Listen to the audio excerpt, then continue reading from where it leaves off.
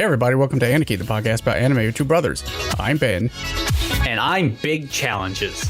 Big Challenges. That's a new one. Yeah, Big Challenges. How so? It should be everyone's favorite Sanrio character. Oh, I don't know that we met him in Aggretsuko, did we? No, I don't think Aggretsuko has any other quote-unquote Sanrio characters, but it's Big Challenges. Oh, he's the best. I told you. Why was he not in the How show? can you not love Big Challenges? Oh my.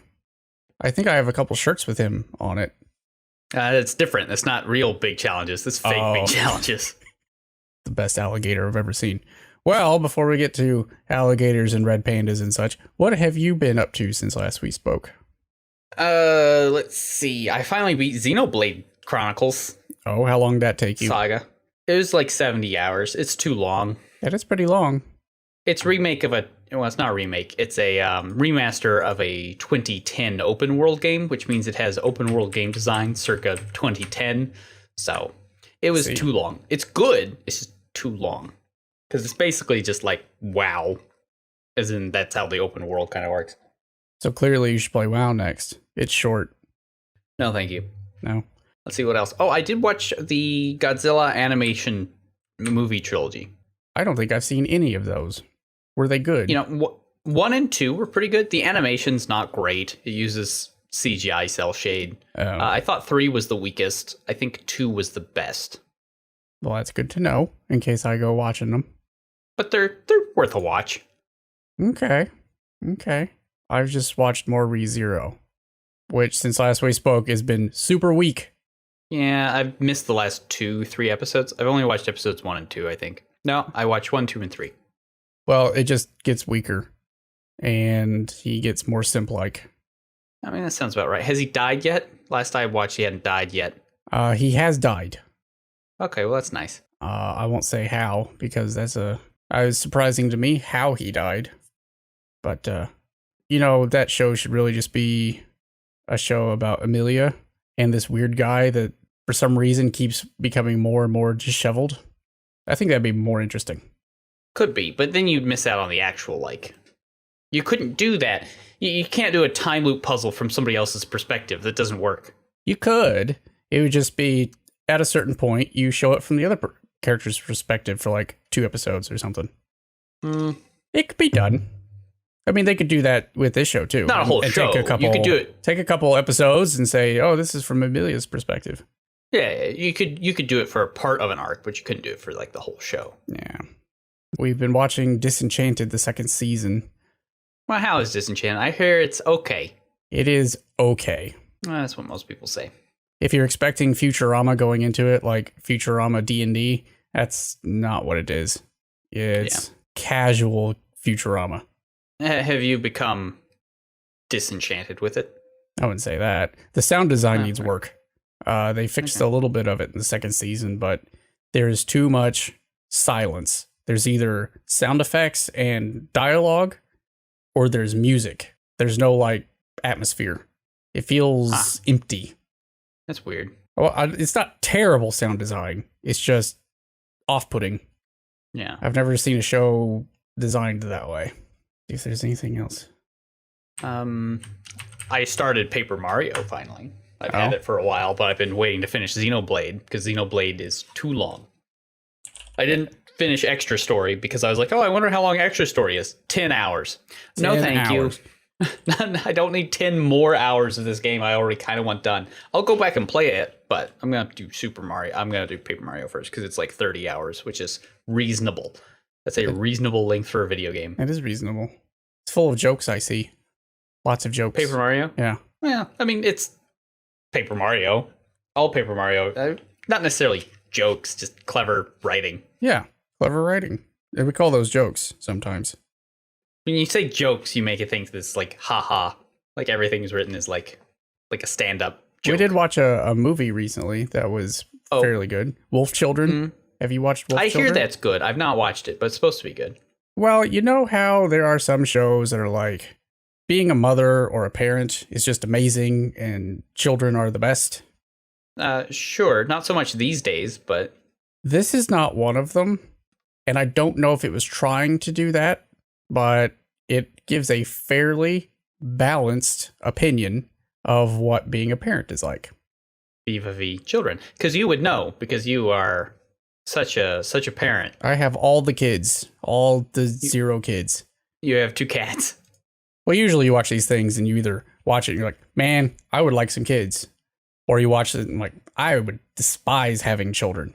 This one was, I don't know what to think afterwards. Because it's about a lady who falls in love with a werewolf, as you do. Gets pregnant as a kid, gets pregnant again, and then he dies. Oh. And so she raises these 2 kids all on her own. And werewolf children. Yeah, werewolf children. So, they've got their own unique challenges. They're super special, blah, blah, blah. The kids' personalities shift over time. Some days, being a single mom is super fun and rewarding. Other days, she wishes she could jump off a cliff. So, there you go. It was interesting. It's typical Japanese, though. There's no, satisfying resolution at the end. Yeah, that sounds about right. So... But it was good. I recommend watching it if you're thinking about having kids. You maybe. But not if you already have kids. No, if you already have kids, you will definitely watch it and be like, I get it. I get you. I understand. It's clearly written by people that understood, not by a bunch of people on Reddit who just hate the idea of anybody procreating ever. Yeah, sounds about like Reddit. I don't know how to segue from that into animals. Oh, hey, you want to talk about what happens to wolf children if they grow up and get a job? That was a bad segue. A better thing was, is saying, what I like to complain about on Reddit? What's that? My bad boss. Woo!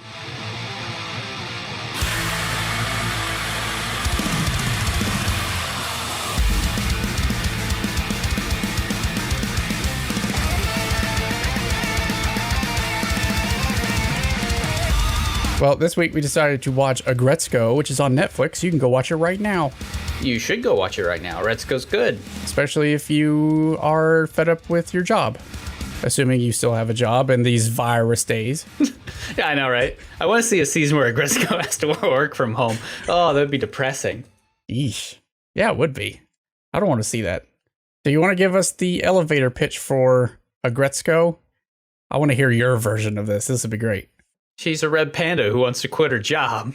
That it?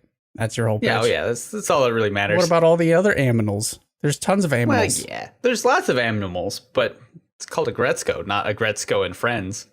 Oh, yeah, I guess that's true.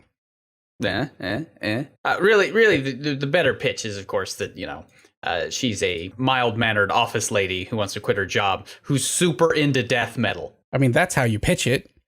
Yeah. She's a cute red panda into death metal. Also, she's a 25-year-old office lady. Yeah, she's a little OL from Japan. I wonder if there are real people out there that do go to karaoke and sing death metal after their office job. I don't even know how you do death metal. How do you do death metal? And don't say clench your vocal cords. Evidently, you clench your vocal cords. Don't you have a friend that does death metal? How does he do it? Yeah, I don't know. You should ask him sometime. Do some research. I'll do that. You could growl for the podcast. Yeah, I don't think so. One fun fact about this show is that it was originally just a single character from Sanrio who got a bunch of itty-bitty shorts made about them. And then Netflix somehow picked the thing up and said, let's make a whole series out of this. Well, it's very good. Well, I mean, first off, if you don't know who Sanrio is, they know other famous characters such as Big Challenges. Hello Kitty, Gudetama are probably some of the best well-known ones here in the States. I don't like Gudetama. The little penguin, people like, Gudetama is my favorite. He's my spirit animal. I don't like Gudetama. What? He's a lazy egg. Look, he just wants to sleep. He may be, but you know what he also looks like? What? He looks like the Yaranaika guy. I mean, maybe a little bit. He looks like a snoozy boy. He looks like the Yaranaika guy. He super does not. He super does. How's that anything like the standard Gudetama face? So you got this face, the Yaranaika face. Yeah. Yeah. Yeah, see, that doesn't look like the Yadanaka face. That's his standard face. But I was first introduced to Gudetama via my sister-in-law's hair care products, and I did not know what I was looking at when I ventured into the restroom at the in-laws' house. Like, what the hell is this, and why does he have a Yadanaka face? No, it's Gudetama. He's got the one face. That's his face all the time. Nah, there was one where he has the Yadanaka face. And it's just I don't think so. Yeah. Probably have a picture on my phone somewhere. Pause the podcast. I'm going to find this picture. I mean, you might find one out of all the different things that looks kind of like that, but his standard face is not. Okay. I got you, son. I found it. There you go. Now, you tell me that does not look like the Yadanaka face. It doesn't. That's Gudetama's standard face. No, it looks like the Yadanaka face. He's got the. No, I don't think so. The eyes, and he's got the slightly open mouth. It's too much. It's too much. No. Anyway, red pandas don't have Yadanaka faces, which is appreciated. No, what were we talking about? Was it Aggretsuko? It was Aggretsuko. It's a good show. I liked it. It does a very good job of satirizing Office. One of the things I appreciate about it a lot is that it does a good job of... So each episode's just like 15 minutes, right? Yeah. And all the characters are very simple pastiches, but they're well-realized pastiches. Like, I just think its characters are snappily written. They do convey a lot in a short amount of time. Once you meet them, you know what type of character they are, but they still manage to be decently... complex isn't the right word. Well-rounded. They are well-rounded, and that's not just because they were all made in Adobe Illustrator. I found that the writing was fantastic from a different perspective. You think watching like the first 2 episodes that the death metal joke is going to be like the linchpin of every single episode. And it turns out it isn't. That's the same for all their jokes. They don't overuse any of them. No, it's well done. It's not just that, like, oh, she's into death metal. It's like, no, she's just mad. She's very mad. She can just get very mad. So I thought it was good. There are some things that don't translate great if you don't understand Japanese office culture, I suspect. That's fair. Like, we don't have the overtly rampant sexism in America that they do in Japan. If you're hearing this and you think that's incorrect, you're wrong. Yeah. They're nuts. No. Yeah, no, it's way worse over there. It's real bad. It's very bad. Well, or ageist, right? So, like, the US also isn't particularly ageist, but it can be in certain points, but nothing like Japan, right? Oh, no. The whole idea that power abuse is a thing that happens in Japan, and like you hear about it here, it's like it doesn't really happen. Oh yeah, it does. Not to that scale. Not here. They take everything. Oh, there it does. Oh yeah. But I thought it was honest. It showcased some things that I'm pretty sure most of Japan would rather not show to the outside world. Yeah. The entire office culture over there is extremely toxic. It's not the best. And it's very interesting that the whole COVID thing is making them ask, can jobs such as the one displayed in Aggretsuko, do they actually require being at the workplace to do them, or can they be done remotely? The answer is pretty clear for most office jobs nowadays. You can always do it remotely, which is changing tons of stuff over there. Because before, you could never, ever work from home. It just wasn't done. Yeah, maybe it would be a good idea, now that I rethink about it, to have an episode of Aggretsuko where she works from home. Would be interesting. Yeah, but then she wouldn't get to see her friends. She does have some friends. You see them on Zoom, right? On Zoom? Come on. Anyway, go watch Aggretsuko. It's good. I guess spoilers really now. Spoilers. I mean, spoilers are as you get to meet these characters and you kind of want to learn about them all organically, but... Yeah, you definitely do. But I want to talk about nifty little side bits, like what kind of animals they all are, because they made some very wise choices. So you got Retsuko, whose name is amazing. Her name is Rage Child. She's a little red panda. She doesn't look like a red panda. I mean, structurally she looks like a red panda, but she's very yellow. It's a Japanese word for red panda. Or just Resa panda. Oh, it's the lesser panda, so yeah. Or just red panda. Yeah. Boring. That is boring. Anyway, she's adorable, and I want her to be happy, even though she can't Everyone be happy. just wants her to be happy. She has a lot of repressed emotions. She's finding herself in the big city. She has a very boring job being in the accounting department of a trading firm. Now, can I ask you a question? Yes. You took East Asian languages and cultures. Can Yeah. you explain some about what the heck kind of office we're normally shown in these shows? Because How do you mean? it doesn't make any sense. Oh, because it's just always, always like you're at a computer doing a thing, and it's like, I don't know. Well, we talked about this with Wodokoi too, right? Yeah. You're at a desk. It's an open office, which already that's terrible. But you got an open office with desks in rows all facing the center. You got the boss at the head of a central aisle. Okay, Mm-hmm. that's just a culture thing. But what I don't understand is the work that goes on in these kinds of offices. Because usually they're at a computer, they're typing away, and then someone else comes over with just a huge stack of paper, a ream of paper, puts it on their desk with lots of little tabs sticking out. They do something with that, and then someone else looks at the thing that they just tabulated and says, no, all these figures are wrong. Yeah. I have so many questions. What was that paper for? What are the little tabs? What are they doing on their keyboard? And if all that is necessary, how does this person know the figures are wrong? I don't know, man. To be fair, I mean, it's mostly accounting nonsense, which is kind of what I do, which is a lot of weird data entry and moving data from one place to another and massaging it so it looks good and actually does what you want it to. Does someone come and drop a big stack of papers on your desk every once in a while? I mean, every once in a while that happens in our receiving department because it's here's all the receiving slips. I want to know. I'm very curious. I mean, she's Aggretsuko is an accountant at a trading company. So yes, that I got. It's just a ton of data entry. There are also some other jobs that I don't understand, like her boss, who we'll talk about in a minute. He's so busy. Not just him.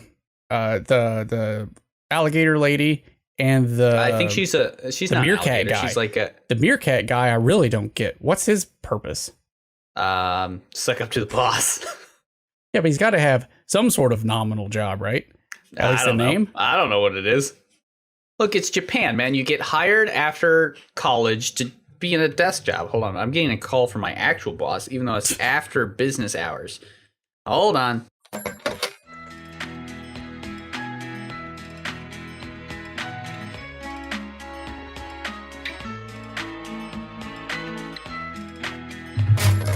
That was very apropos. My boss. It was my boss with wanting to know the rules to a board game. Okay. I guess you are the person to ask. Yeah, not completely wrong. So anyway, Retsuko. I don't remember we were talking about her. Retsuko. She has things that she does. She's an accountant. That's what we're talking about. Yeah. She does have, I wouldn't call it split personality, but a lot of rage due to the fact that she doesn't really know how to handle anything very well. So she bottles it up and releases it at a karaoke bar instead. This is not healthy. No one should do this. Yeah, no. But most of the time, she is extremely dependable to her own detriment. Lots of friends, even though she doesn't really lean on them much. She should. I think. She gets better at it, especially once you get into season 2. Which we did not watch. We only watched season 1. Well, I didn't rewatch season 2. Well, I have not seen season 2. So here we are. She does get a couple of love interests due to her. Well, actually, it's after she sort of gives up on the whole idea of I'm going to get married and then quit. She doesn't really get any love interests until after she gives up that notion. Yeah. Yeah, the only boyfriend we see in this season is Rasasuke-kun, who is super cool. He's the coolest guy. He's so great. But we should talk about our actual close friends first. Yeah. Which would be Fineko, who may be the best. Fineko is, if I had a spirit animal, she's my spirit animal. Fineko's a Finnick fox, and she's awesome. And she is a great cyber stalker. A little too good at laugh. And has the best laugh. She's insightful. She knows what is usually going on. with all the politics and the things being unspoken and all. But her ability to stalk people online is very creepy. And I don't want to know why she knows any of that stuff. Like, at first you think, well, maybe she's just watching the dick too much. But then she finds Retsuko at a yoga class because of a lot of reasons. Yeah. You also have Haida-kun. He's a spotted hyena. Poor Haida-kun. Why poor Haida-kun? Well, because he wants to date Aggretsuko. Yeah, but why? He only ever develops those feelings after Finako, like, mocks him for being lonely and sad. No, he knows. He likes her. He likes her from the start of the show. He's got a crush at any rate. I mean, he definitely has a crush. I don't know if it's a well-deserved crush on his part. He likes Retsuko. What's his job? Let's find out. He's also in accounting. Are they also? They're all accountants. I thought maybe there would be like some difference between them. I wouldn't really say that those two are her best friends, though. They may be at the start of the show, but they're more like office co-workers, friends. Whereas I think her real best friends are Gori and Washimi. Washimi? Absolutely. They're the best. They got that power walk, man. They got that power walk. They're yoga buddies. Yoga Tachi. Gori is a gorilla lady. She's director of marketing. And you have Ms. Washimi, who is a secretary bird. Do you know she's a secretary bird? I found that delightful. Oh, yeah. Yeah. She's the secretary of the president of the company. And she often uses her secretary bird powers to drop kick anything that the company chairman is doing wrong. Which is most things. Like building a little noodle slide for the office. Just like those IT companies. Yeah. To be honest, I could see an IT company doing that. Oh, absolutely. 100% yes. Now, how he spent $3,000 building that thing out of toothpicks, that's a question for another day. Because somebody else scammed him royally. But these two are Retsuko's real, true friends and confidants. They're the first people that she actually opens up to about her death metal singing. Yep. Due to their yoga instructor, whom I love. Protein. Oh, that's what I was going to do. You're going to be protein. I was going to be protein. We could have just done this entire episode saying protein. just by saying protein. This very sweaty kangaroo. Is he a kangaroo? Yeah, he's a kangaroo. Wow. He has a vision and gives Gori a piece of paper with a number on it, which happens to be Retsuko's track, her favorite to scream at. Yeah. I was wondering where that was going. See, that's some good writing there, because I had no idea what was going on. It was going. Yeah. Like, oh, he's meditating. Okay, he's weird. I get it. But we're focusing a lot of our very short amount of time in this episode on him meditating. Now he's transcended, and he's got a bunch of numbers. Still don't get it until they drag her to the karaoke place. I'm like, yeah. Oh, I see. That's the karaoke number. Yeah. Protein. Let's talk about director Ton. Ton Bucho. Yes. He's a pig because he's a pig. He's like, When one says sexist pig, you think of somebody who's a lech. Mm-hmm. He's not a lech, but he's a pig who is sexist. He's sexist in like the traditional sense of the word, in that women are below me and I don't have time for them.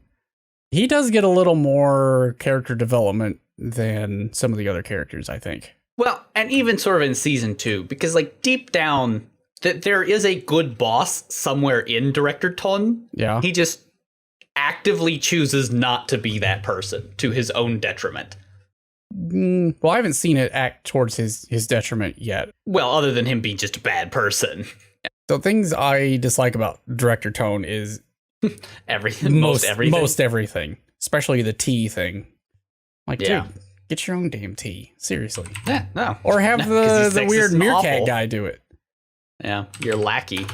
In the episode where they all go out to the office party, we find out that the reason he's like this is because his former boss was like this. And so it's just been this chain of abuse handed down generation after generation of directors. And he doesn't really know how to be anything else. So yeah. I also like how we start out the show, he's just swinging a golf club, being super lazy. Yeah. Despite, obviously, how busy he is. Oh, so busy. But when push comes to shove, the dude's a beast. Oh, yeah. And he uses an abacus to do all of his accounting work.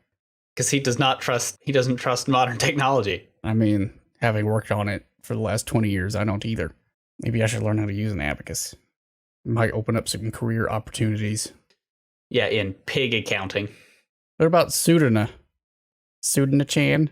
The perky dick. Oh, she's awful. She is very good at being the annoying office worker who just like sucks up to the bosses and is awful. But at least like when Retsuko sits down with her and is like, how do you manipulate Director Ton? She is 100% self-aware and is just like, yeah, this is what I do. This is how I handle it. You got Retsuko on one end of the scale of I have to be super equal to men. At least that's what she feels deep down. I'll show myself by my work ethic. You've got Fineko, who knows how to play the politics game as a woman to get what she wants. Same with Gori and Washimi. Although Washimi is probably more just straight up. Oh, she just tells people how it is. And then you have Sudana, who's like, I'm going to use my feminine charm to get what I want. And have no shame in doing so. Basically, the guys just get walked all over in this show. Some deserve it, absolutely. Especially Director Tone. Yeah. Tsubome, the Komodo dragon. Yeah. I never really got what she does. She shoves all of her work onto Retsuko. But all of her work seems to be opening jars. Yeah. Now, is that like a Komodo dragon joke that I don't get? I don't think so, no. I wonder what was in those jars. I never I think it was checking. nori. Is it nori? It was dried seaweed chips.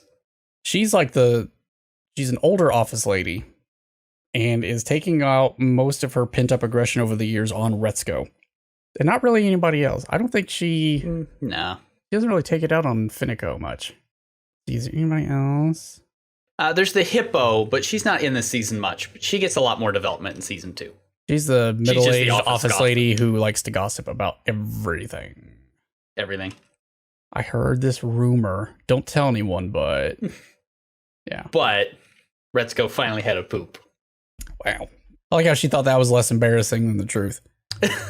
Yep. Let's see, anything else you want to talk about Aggretsuko? I mean, we kind of have to talk about her boyfriend. Do we, though? Do we have to talk about her boyfriend? I mean, what is there to say? I mean, some people are not born cool. He is, clearly. I love their song together, how they met at a mixer, a drunken office mixer. It was love at first sight after she threw up in a bathroom. After their date, you just know that he's bad at this. Well, I didn't really get the impression that he was bad at this until they'd gone to the park, they'd had their song, and then she sits down and says, man, oh, absolutely. I'm really hungry. Maybe we should stop and rest. He's like, I'm good. Like, no, we're good. Oh, he's a bad person. I see. Yeah. He's not really bad. He's just, he doesn't know anything. He's bad at life. Yes. Actually, he's bad at not being selfish. I don't think he's being selfish maliciously, but he can only think of himself. He has zero awareness of anything else around him. Yeah, and he does not care, which is originally what drew her to him. But turns out that I don't care also was on her. He didn't care about her either. I don't know. I've read some things online about him. Not much. I mean, there's not much to talk about, but he likes plants. People say that he was manipulative, that he was taking advantage of her insecurities. I did not get that impression. Yeah, no, he's just a complete and utter ditz. He knows nothing. He's just going along with what everyone tells him he should be doing. If anyone was playing off her insecurities, it was her. She was doing it to herself. Yeah, no. Renosuke is not malicious. He's just a doofus. Yeah. You can tell that in the karaoke scene where like she opens up and she's just looking for like any sort of reaction. He's just like, "Oh, cool. Wow, that was really good." It's just like nothing. You should keep going. Nothing. You have no reaction to this weird thing about me whatsoever. Yeah, that's him. It's like, yeah, yep. I'm sure he's the right person for someone, but not Retsuko. Sad. You know, Egg. You remember Egg? He's Egg. Gudetama? Not Gudetama. No. Really? Her? Egg? Oh, Egg! No, I don't remember Egg. From Arrested Development. It's basically the same. I don't think he'd make a May on Egg, though. Well, I know she gets another boyfriend at some point, but I think the nice thing was director Tone, after being, thoroughly lambasted by her while they were both drunk during the karaoke fight, he recognizes there's something wrong with her and actually gives her some good advice. No, exactly. There's inklings of Tone being a good boss. He just chooses not to be. But you get the idea that maybe he actually respects her to some extent. Maybe it gets better in season 2, but at least in season 1, you get a glimmer of respect in his showing some concern for her as a person. Yeah. One meta thing I liked about the show is the voice actors that worked on this. They haven't done anything else. Oh, really? I can't find a single person that's done something else. I take it back. One guy did some work on Dragon Ball Kai. I mean, look, it's like Megami Hayashibara, right? Like if you dig far enough, you can get back to Dragon Ball. That's fair. Dragon Ball Z with just about everybody. But most of these, well, let me put it to you this way: none of the voice actors have Wikipedia pages. Yeah, that should tell you something. But you should definitely watch season 2 if you liked season 1. I'll probably watch season 2. It's good. Did you watch it with your wife? I did not. We did not have time. That's a shame. I mean, it's short. She can catch up real quick. The Christmas special is also worth a watch. Now, does the Christmas special happen in between the 2 seasons, or is it after the second one? Yes, it does. Okay. It happens in between. So I'll watch the Christmas special next and follow it up with season 2. Sounds like a thing. Well, speaking of watching things, what are we going to watch next? Oh, gosh, I hadn't even thought about that. Fart noise. You know what we haven't watched that I would like to watch again if we watch something? What? We could watch this. Miss Kobayashi's Dragon Maid. Not sure I need to watch a Dragon Maid. But if you want to watch a Dragon Maid, I could do it. I could watch a Dragon Maid. My wife would like to watch a Dragon Maid. All right. Yeah, I'll watch a cute little dragon maid, or a maid who's a dragon, or a dragon of a maid. I don't know. There are some maids, and they are some of them combinations dragons. Of maids and dragons. Like Dungeons and Dragons, but it's more like maids and dragons. I'll leave it up to you. Which of these you would like to watch? Oh yeah, you talked about Gabriel Dropout too. Yeah. Watch Dragon Maid, where there's a dragon that is also a maid. Or you can watch Gabriel Dropout, which is an angel who gets addicted to MMOs. Let's go with Angel Addicted to MMOs. Okay, we'll watch that. Sure. And the best devil around. Titania. Best demon. Best demon. Like best girl, but a demon. Yes. But I repeat myself. Play Helltaker. You should play Helltaker. I know, right? I just haven't done it yet. All right, well, next time we'll watch Gabriel Dropout, because we're only 3 years late to that. And we'll see you next time. Bye forever.